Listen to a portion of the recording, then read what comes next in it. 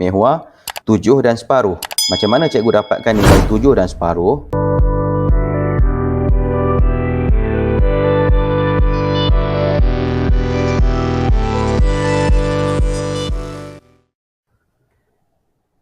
Assalamualaikum warahmatullahi taala wabarakatuh. Hai, berjumpa kembali kita dalam perkongsian yang seterusnya dalam tajuk yang sama, iaitu pengurusan data matematik tahun 4. Pada hari ini cikgu akan berkongsikan tentang cara membina piktograf dan carta palang yang melibatkan petunjuk separuh. Anda juga boleh merujuk buku teks muka surat 235. Soalannya ialah 4 orang murid bertanding dalam satu pertandingan bowling, bina satu piktograf dan satu carta palang. Ini adalah maklumat yang disediakan. Jadual ini menunjukkan terdapat 4 orang pemain dengan skor masing-masing, iaitu Kira dengan skor 120, Kira 160, Sheila 140 dan Mehwah 150. Jadi, macam mana kita nak lukis piktograf dan carta palang? Mari kita lihat langkah yang seterusnya. Langkah yang pertama, untuk membina piktograf, kita perlulah melukiskan 2 lajur dan 4 baris. Caranya begini. 1 lajur, 2 lajur. Lajur di sebelah kiri lebih kecil berbanding lajur di sebelah kanan. Kerana lajur di sebelah kanan kita akan gunakan untuk melukis petunjuk. Seterusnya kita lukiskan 4 baris. 1 baris, 2 baris, 3 baris dan 4 baris. Di lajur sebelah kiri kita tuliskan nama pemain seperti berikut. Kira, Sheila, Mehwah. Seterusnya mari kita pergi kepada langkah yang kedua, iaitu dengan menentukan nilai petunjuk. Langkah kedua ini merupakan langkah yang paling penting dalam membina piktograf. Langkahnya seperti berikut. Dengan merujuk kepada jadual yang berada di sebelah kiri, petunjuk yang sesuai untuk digunakan dalam membina piktograf ini adalah satu bulatan mewakili 20 mata skor. Kita perlu kira satu demi satu, iaitu kita mulakan dengan tira 120 bahagikan dengan 20, kita akan dapat 6. Nilai 6 ini ialah petunjuk yang perlu kita lukiskan di dalam carta piktograf kita. Kita teruskan dengan pemain yang kedua, iaitu Kira. 160 bahagi dengan 20, kita akan dapat 8. Kita teruskan dengan Sheila. 140 bahagi 20 bersamaan dengan 7. Dan Mehwah pula 150 bahagi 20, kita akan dapat 7 1/2, iaitu 7 dan separuh. Macam mana kita nak dapatkan nilai 7 dan separuh? Kita perlu melakukan pembahagian seperti biasa. Pada slide yang seterusnya, cikgu akan tunjukkan macam mana kita nak dapatkan nilai 7 dan separuh itu. Mari kita pergi kepada langkah yang ketiga. Dalam langkah ini, murid perlu tulis tajuk carta, simbol dan petunjuk. Ini ialah pengiraan tira tadi. Kita akan dapat 6.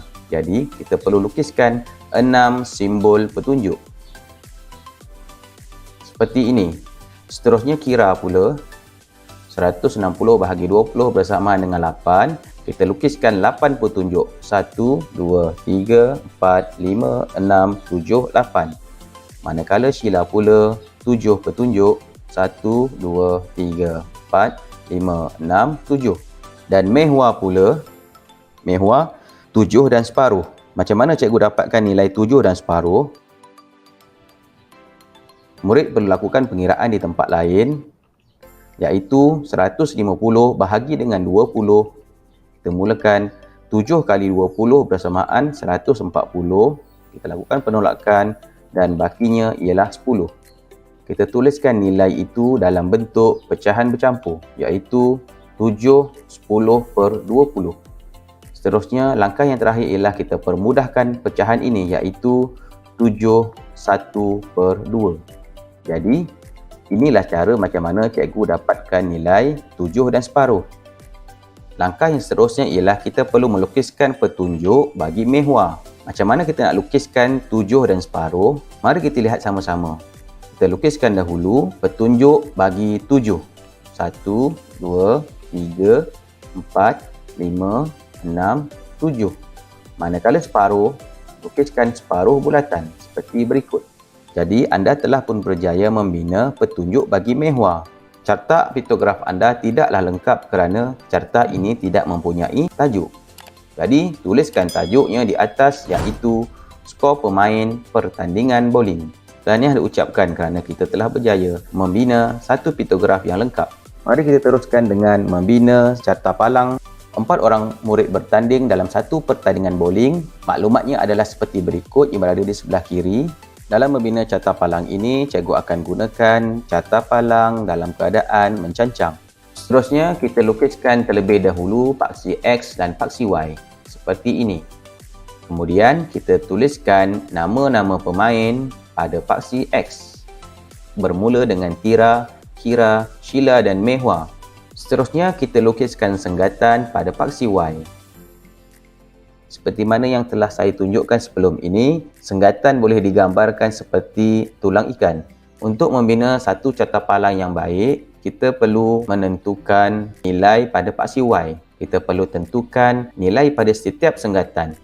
Jadi, untuk carta ini, saya tetapkan setiap senggatan mempunyai kenaikan nilai sebanyak 20. Kita mulakan dengan nilai sifar. Sifar 20, 40, 60, 80, 100 sehinggalah 160. Seterusnya langkah yang kedua ialah lukis palang dan tulis label. Kita mulakan dengan Tira. Palang bagi Tira dilukis sehingga 120.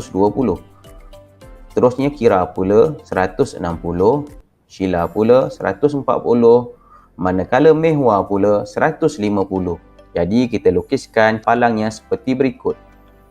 Pada kemuncak palangnya, pastikan palangnya mencecah nilai 150. Kemudian kita tandakan pada kemuncak setiap palang itu dengan satu tanda paras. Seperti yang telah saya tunjukkan bagi Tira. Seterusnya Sheila. Seterusnya kita lihat kepada Mehwar.